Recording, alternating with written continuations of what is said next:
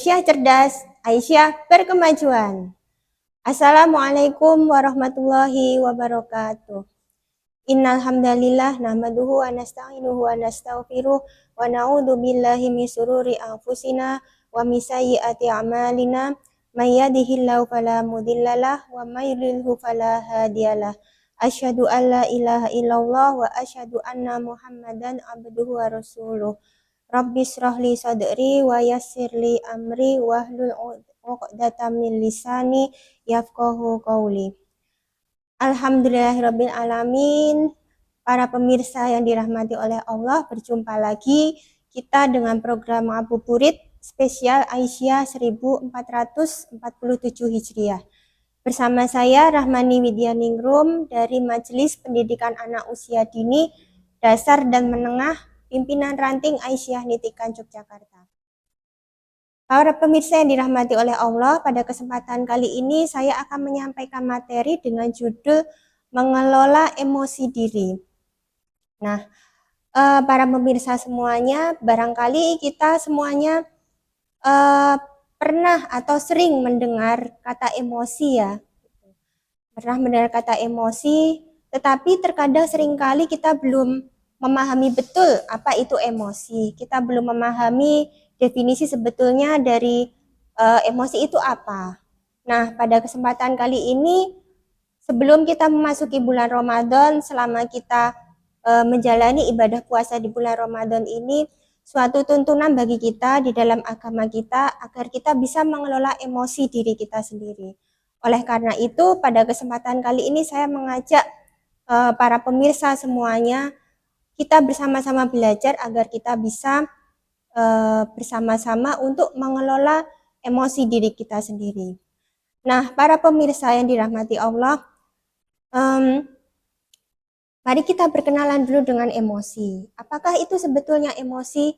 Terkadang sebagian besar dari masyarakat kita masih beranggapan bahwa yang dinamakan emosi itu adalah emosi marah. Apakah betul demikian? Ternyata tidak. Ternyata emosi itu luas. Emosi itu sendiri artinya adalah perasaan yang timbul saat kita berada dalam suatu situasi atau suatu keadaan, atau pada saat kita melakukan suatu interaksi dengan orang lain. Pada saat itu kita muncul suatu perasaan, nah itu dinamakan suatu emosi. Emosi itu sendiri ternyata dia tidak berdiri sendiri, tetapi ada melibatkan unsur pengalaman, melibatkan unsur perilaku, dan juga ada reaksi fisiologis di situ. Oleh karena itu, kenapa ketika pada saat kita merasakan suatu emosi, pasti akan ada semacam suatu perubahan atau reaksi fisik dari diri kita. Misalkan pada saat kita senang ataupun marah, pasti kita akan merasa jantung kita berdebar lebih kencang begitu, atau mungkin tangan kita berkeringat dingin. Nah, itulah yang dinamakan dengan reaksi fisiologis. Dan ketika kita merasakan suatu emosi, pasti akan dibarengi dengan suatu perilaku di dalamnya. Nah, emosi itu sendiri ternyata ada dua macam, yaitu emosi positif dan emosi negatif. Emosi positif apa saja? Di antaranya adalah senang, kemudian kagum, kemudian bersemangat atau antusias. Jadi ternyata emosi positif itu tidak hanya emosi senang saja. Kemudian ternyata ada juga emosi negatif. Nah, kalau mengenai emosi negatif, pasti kita sudah banyak juga yang mengetahuinya. Emosi negatif di antaranya adalah sedih, kemudian cemas, khawatir, takut, marah, jijik, bosan. Nah, kemudian termasuk juga bingung. Itu termasuk juga yang dinamakan dengan emosi negatif. Jadi kesimpulannya, para pemirsa yang dirahmati Allah, bahwa ternyata emosi itu tidak sempit. Emosi itu ternyata luas sekali, gitu. Jadi ketika kita berbicara tentang emosi, emosi itu luas. Ada emosi positif dan emosi negatif yang beraneka ragam jenisnya dari emosi itu sendiri, gitu. Kemudian Kita perlu mengetahui juga sebelum kita belajar untuk mengelola emosi, mengapa sih penting untuk kita bisa mengelola emosi? Ketika kita mengelola emosi, maka artinya kita bisa mengolah emosi yang kita rasakan, kita menyadarinya, kemudian bagaimana kita mengekspresikan emosi tersebut secara adaptif. Adaptif itu artinya ketika kita mampu untuk mengekspresikan emosi dengan cara yang tepat, dengan waktu yang tepat, dan secara proporsional.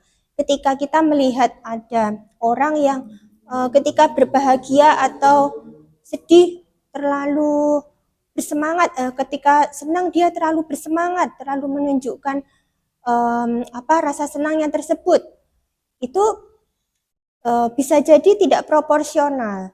Kemudian juga ketika ada juga kita melihat orang yang sedang bersedih, kemudian dia terlalu menunjukkan kesedihannya, menangis dengan kesedihan yang mendalam, itu tentu juga sebetulnya tidak proporsional atau tidak adaptif. Nah, oleh karena itu kita belajar bagaimana caranya agar kita mampu untuk tetap tenang meskipun kita sedang berada di bawah situasi yang penuh dengan tekanan. Kemudian juga kita mampu untuk mengekspresikan emosi kita dengan tepat pada saat yang tepat dan cara yang tepat pula. Nah, menjawab pertanyaan kenapa penting, karena dengan kita mampu untuk mengelola emosi yang tepat, maka itu akan mempengaruhi interaksi kita dengan sekitarnya. Ketika emosi kita tidak adaptif, ketika kita tidak mampu mengelola emosi dengan benar, maka tentu hubungan kita dengan orang-orang di sekitar kita itu tentu akan terganggu. Kita tentu melihat orang yang gampang sekali marah, orang yang gampang sekali gusar, orang yang mungkin gampang sekali takut, penakut seperti itu, tentu akan mengganggu kegiatan dia sehari-hari, akan mengganggu interaksi dia sehari-hari. Kemudian yang kedua adalah kenapa penting, karena dengan kita memiliki pengelolaan emosi yang baik, maka kita akan cenderung punya daya tahan yang baik di dalam menghadapi masalah. Sehingga ketika kita memiliki masalah, baik ringan ataupun berat, maka kita akan punya daya tahan yang baik, tidak mudah stres, tidak mudah menjadi depresi. Gitu. Kemudian juga dengan memiliki pengelolaan emosi yang baik, dapat menuntun kita agar kita tetap pada di jalan yang benar, pada arah jalan yang benar, tidak melakukan perbuatan-perbuatan yang atau perilaku yang negatif. Pada masa sekarang ini seringkali kita melihat di media sosial ataupun di mungkin berita di sekitar kita, banyak sekali bahkan anak-anak yang melakukan bunuh diri, atau bahkan juga mungkin ibu-ibu atau juga berbagai kalangan yang melakukan bunuh diri ataupun hal-hal lain yang itu termasuk di dalam perilaku negatif. Kemungkinan besar mereka melakukan itu karena tidak memiliki pengelolaan emosi yang baik, sehingga orang-orang tersebut melakukan perilaku yang negatif atau yang tidak benar. Termasuk juga mungkin kita sering sekali melihat pada saat sekarang ini di berita, ada satu anggota keluarga membunuh anggota keluarga yang lain. Itu sudah sangat banyak sekali kita mendengarnya. Sehingga keterampilan atau kemampuan untuk mengelola emosi diri pada saat sekarang ini tentu menjadi sesuatu yang sangat krusial atau sangat penting untuk kita miliki. Nah, selanjutnya saya akan menyampaikan beberapa tips apa saja sih yang bisa kita lakukan agar kita mampu untuk mengelola emosi diri kita sendiri. Yang pertama adalah dalam hal ini emosi yang dominan adalah emosi marah. Sehingga ketika kita sedang mengalami emosi marah, maka pertama yang perlu kita lakukan adalah mengenalinya. Mengenali ketika emosi marah itu mulai muncul. Mengenali tahapan marah, sehingga ketika kita tahu bahwa emosi marah itu akan muncul, maka kita kemudian langsung bisa melakukan antisipasi agar tidak terlalu meledak atau tidak terlalu berpengaruh buruk kepada diri kita sendiri maupun kepada lingkungan sekitar. Nah, tentu ketika kita sedang melakukan mengenali emosi marah tersebut, yang perlu kita lakukan adalah ketika kita sudah mulai merasakannya, maka lakukan jeda atau ambil jeda. Ambil jeda ketika kita merasakan itu, boleh dengan cara sambil duduk, sambil berbaring, sambil minum, juga boleh. Kemudian lakukan jeda tadi. Apa yang dilakukan di dalam jeda? Yang dilakukan di dalam jeda adalah kita melakukan menarik nafas kita, menarik napas, kemudian dihembuskan antara sekitar 4 hitungan. Lakukan hal tersebut sampai kira-kira kita bisa menjadi tenang kembali. Yang pertama kita lakukan adalah itu, melakukan jeda. Kemudian yang kedua adalah kita menyadari, mengakui emosi yang sedang muncul tersebut. Baik mungkin emosi marah ataupun emosi-emosi yang lain. Kita menyadari, mengakui, tidak menolaknya, tidak menolak emosi yang sedang muncul, gitu. Ada satu prinsip yang mungkin berguna ketika kita menjadi pengingat kita pada saat kita mengalami emosi marah, yaitu when emotion goes up, intelligence goes down. Jadi artinya apa? Artinya ketika kita sedang mengalami emosi marah, maka kemampuan kita berpikir akan menurun. Begitu juga sebaliknya. Ketika kemampuan emosi kita bisa berpikir dengan baik, maka kita juga akan bisa untuk menurunkan emosi yang sedang kita rasakan. Oleh karena itu, menjadi penting bagi kita agar bisa mengelola emosi itu.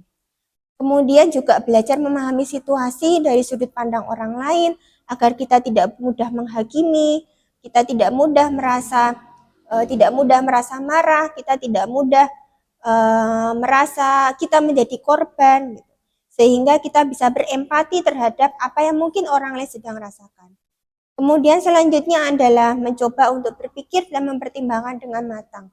Seringkali ketika kita sedang mengalami emosi marah ataupun emosi negatif yang lain, maka kita akan melakukan perbuatan-perbuatan yang negatif atau yang tidak tepat, sehingga seringkali penyesalan itu akan datang setelahnya.